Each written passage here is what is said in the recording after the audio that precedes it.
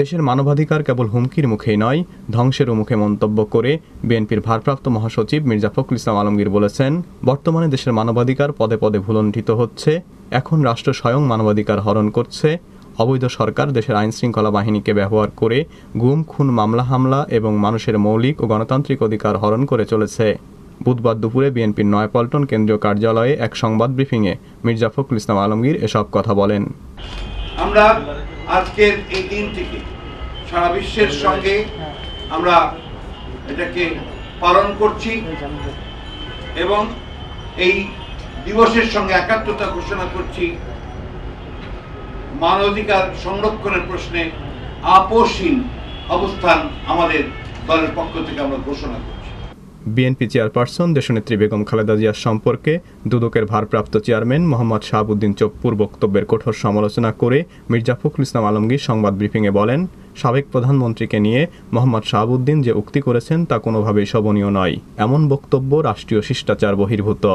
রাষ্ট্রীয় পদ সাংবিধানিক পদ।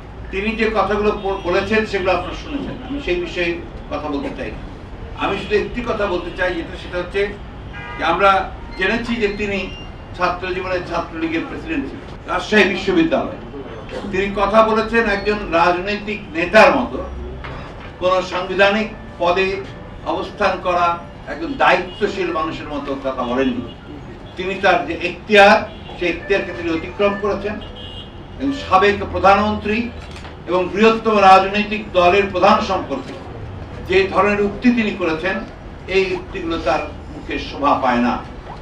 আজকে গোটা দেশের মানুষের কাছে এই ধারণা খুব স্পষ্ট হয়েছে যে দুদক সঠিকভাবে কাজ করছে না, দুদক ন্যায়পরায়ণতার সঙ্গে কাজ করছে না, স্বচ্ছতার সঙ্গে কাজ করছে না। এটা শুধু আমার প্রশ্ন নয়, আমার কথা নয়, যে সবাই তিনি বক্তব্য রাখছিলেন সে সবাই সাবেক প্রধান বিচারপতি খায়রুল হক সাহেব একই কথা বলেন। BNP senior vice chairman Tarique রহমানের বিরুদ্ধে ঢাকার একটি আদালতে গ্রেপ্তারি পরোয়ানা জারির পর তাৎক্ষণিক প্রতিক্রিয়া জানাতে গিয়ে সংবাদ ব্রিফিংয়ে দলের ভারপ্রাপ্ত মহাসচিব বলেন, চলমান গণতান্ত্রিক আন্দোলন দমনের জন্যই তারেক রহমানের বিরুদ্ধে মানহানির মামলা দেয়া হয়েছে। ইতিহাস সাক্ষী দেয়, খুন, গুম, হামলা, মামলা করে কেউ ক্ষমতায় টিকে থাকতে পারেনি, বর্তমান সরকারও পারবে না। সিনিয়র ভাইস চেয়ারম্যান যারা তারেক রহমানের বিরুদ্ধে আপনার আরেকটি মানহানির মামলা করেছে এবং সেখানেও গ্রেফতারি পরোয়ানা জারি করা হয়েছে। এখানে খুব স্পষ্ট যে এখন এই ধরনের মামলাগুলো করে যে গণতান্ত্রিক আন্দোলন চলছে এবং যেটা তীব্র থেকে তীব্রতর হতে যাচ্ছে, সেটাকে দমন করবার জন্যই এই সমস্ত মামলা দিয়ে আজকে সেই আন্দোলনকে দমন করবার জন্য তারা পায়তারা করছে। বাংলাদেশের ইতিহাস এখানে জনগণকে এইভাবে মামলা মোকদ্দমা দিয়ে অত্যাচার করে, গুম করে, খুন করে কিন্তু মানুষের অধিকার আদায়ের সংগ্রামকে কোনো স্তব্ধ করা যায় না এবং সেটা বিজয় আসবেই। তেল, গ্যাস ও বিদ্যুতের দাম বাড়ানোর সরকারি সিদ্ধান্ত বাতিলে জনগণের সাথে ঐক্যবদ্ধ প্রতিরোধ আন্দোলনে বিএনপি সক্রিয় অংশ নেবে উল্লেখ করে সংবাদ ব্রিফিংয়ে মির্জা ফখরুল ইসলাম আলমগীর আরও বলেন, আমাদের দলের পক্ষ থেকে, আমি বাংলাদেশের আপামর জনগণের পক্ষ থেকে বিদ্যুৎ, গ্যাস ও তেলের মূল্য বৃদ্ধি না করার অনুরোধ আমরা জানিয়েছি।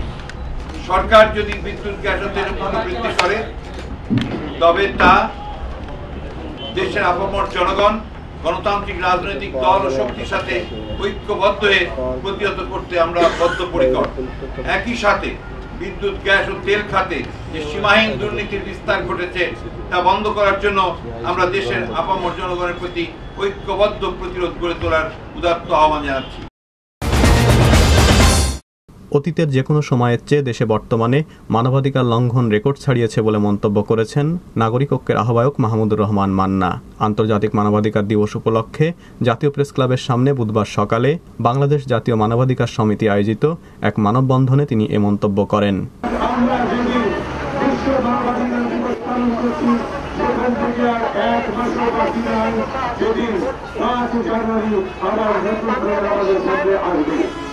বাংলাদেশের ইতিহাসের এক কলঙ্কিত দিন, যেদিন মানুষের অধিকার সরাসরি গলাচিত হত্যা করে কেড়ে নেওয়া হয়েছে।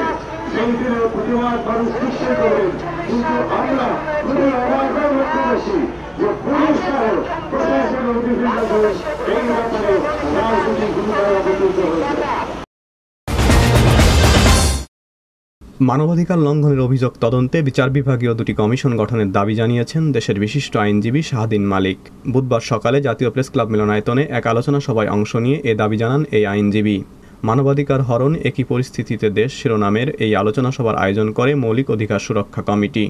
আলোচনা সভায় মানবাধিকার লঙ্ঘনের শিকার ভুক্তভোগী পরিবারের প্রায় 20 জন সদস্য আলোচনার প্রথম পর্বে তাদের দুর্বিষহ অভিজ্ঞতা তুলে ধরেন।